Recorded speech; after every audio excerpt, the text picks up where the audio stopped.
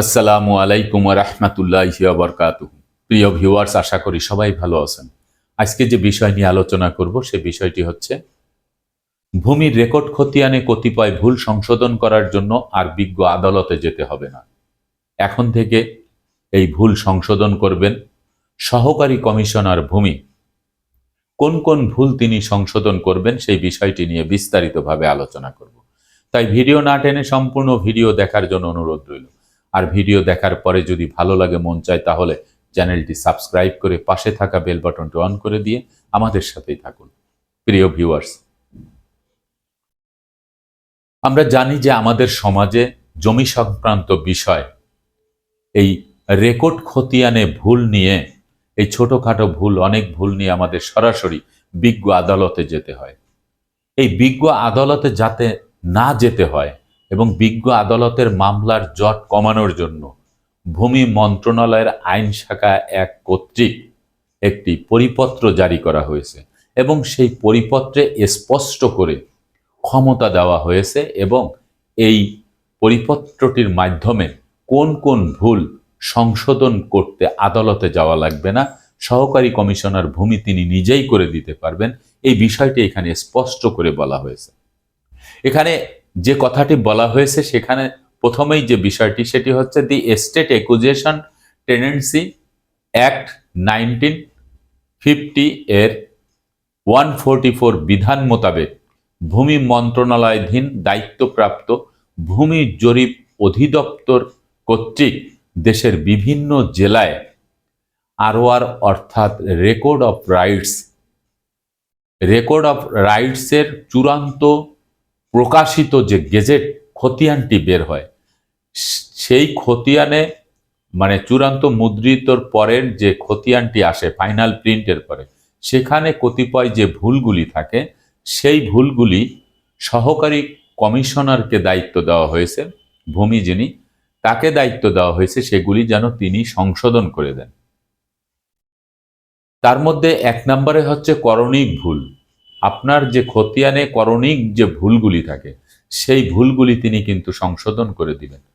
তার মধ্যে নামের বানান ভুল হতে পারে, নামের বানানের মধ্যে অনেক বিষয় থাকে, যেমন রয়ের পুটলি, কয়ের মাত্রা, তারপরে আপনার জমির পরিমাণ যেখানে হবে মনে করেন ১০৭ হয়ে গেছে ৭০১, এরকম যদি কোনো ভুল থাকে সেই ভুলগুলি কিন্তু সংশোধন করে দিতে পারবে। তারপর হচ্ছে খতিয়ানে প্রতারণামূলক অন্তর্ভুক্তি।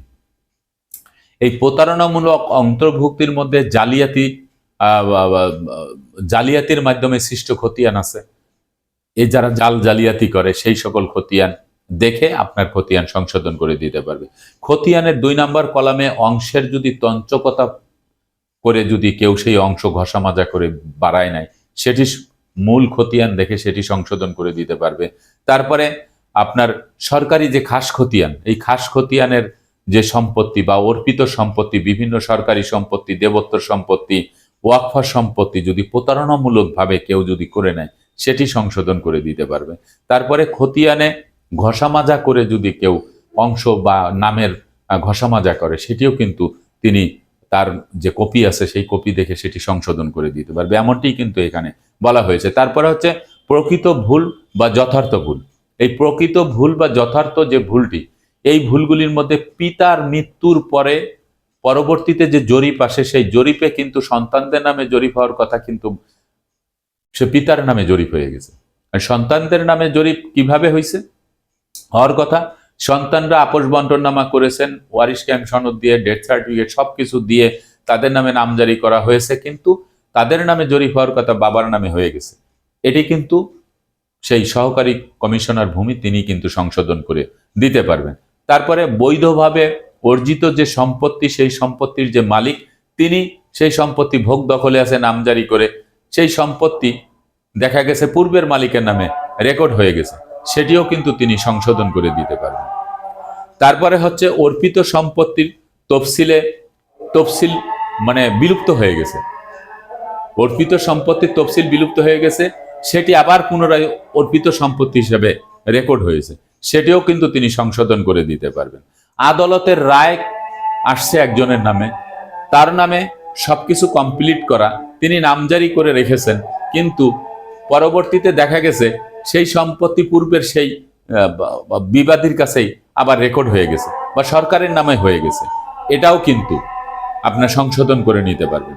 তারপর আছে অধিগ্রহণের সম্পত্তি সরকারের নামে রেকর্ড হওয়ার কথা, সেটি যার কাছ থেকে জমি অধিগ্রহণ করা হয়েছে তার নামে রেকর্ড হয়েছে, এটিও কিন্তু এসিল্যান্ড বা সহকারী কমিশনার ভূমি তিনি কিন্তু এটি সংশোধন করে দিতে পারবে। তারপরে পরিত্যক্ত সম্পত্তি, এই পরিত্যক্ত সম্পত্তিটাও কিন্তু সরাসরি আপনার অবমুক্তি করে দেওয়া হয়েছে, কিন্তু এই অবমুক্তি করার পরেও এই সম্পত্তি আবার সেই সরকারের নামে মনে করেন রেকর্ড হয়ে গেছে, সেটিও কিন্তু সরাসরি তিনি সংশোধন করে দিতে পারবেন। আবার দেখা গেছে সরকারের কাছ থেকে সম্পত্তি আপনি বন্দোবস্ত নিয়েছেন, আপনার নামে রেকর্ড হওয়ার কথা, না হয়ে সরকারের নামে রেকর্ড হয়ে গেছে, কিন্তু সরকার তো অবমুক্তি করে দিয়েছে। এই সকল ভুল ত্রুটিগুলি নিয়ে আদালতে যেতে হবে না, আদালতে না গিয়ে সরাসরি আপনি কিন্তু এই সম্পত্তি এসিল্যান্ড অথবা সহকারী কমিশনার ভূমি তার কাছে গিয়ে আপনি এগুলি সরাসরি আপনি সংশোধন করতে পারবেন।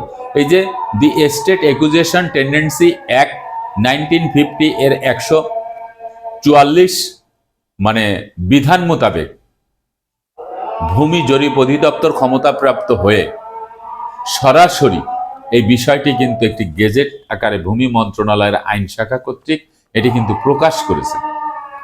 এখন আমাদের দেশে যে সংশ্লিষ্ট বিভাগ, এই সংশ্লিষ্ট বিভাগে যখন একজন সাধারণ জনগণ এই সকল ভুল ত্রুটি সংশোধনের জন্য যান, তখন আপনারা গিয়ে সরাসরি কিন্তু একজন ক্লার্কের কাছে জিজ্ঞাসা করেন, একজন সার্ভেয়ারের কাছে জিজ্ঞাসা করেন, একজন দালালের কাছে জিজ্ঞাসা করেন, তারা বলে আপনারা আদালতে গিয়ে মামলা দিয়ে আসেন।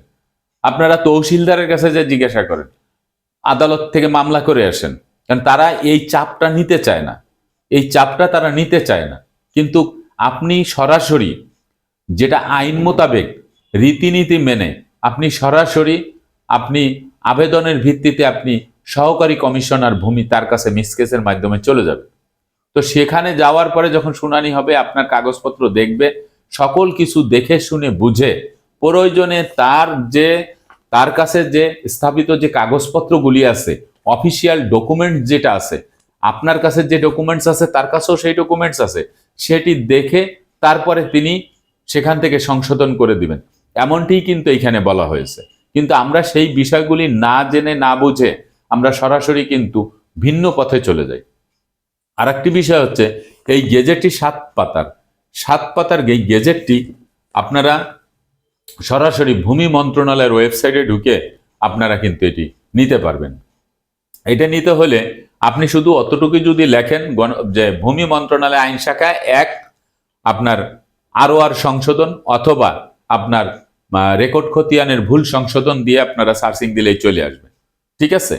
এইভাবে আপনারা যদি এই পরিপত্রটি যদি সাথে রাখেন এবং সহকারী ভূমি কমিশনারের কাছে যদি যান, তখন তিনি যদি আদালতে মকদ্দমা দিতে বলে, তখন কিন্তু আপনি এই গেজেটটা দেখাইতে পারবেন, এই পরিপত্রটা দেখাতে পারবেন। সবার কাছে এই পরিপত্রটি আছে, কি কারণে তারা কাজ করেন এর আমার বোধগম্য না। তবে এখন সবাই সচেতন, আপনারা এইভাবে যদি কাজ করেন, আশা করি আপনাদের এই ভুল সংশোধন করার জন্য বিজ্ঞ আদালতে যেতে হবে না। আজকের মতো ভিডিওটি এখানে শেষ করব, আগামীতে দেখা হবে অন্য কোনো ভিডিও নিয়ে। সে পর্যন্ত সবাই ভালো থাকবেন, সুস্থ থাকবেন, আর আমার জন্য দোয়া করবেন। আল্লাহ হাফেজ।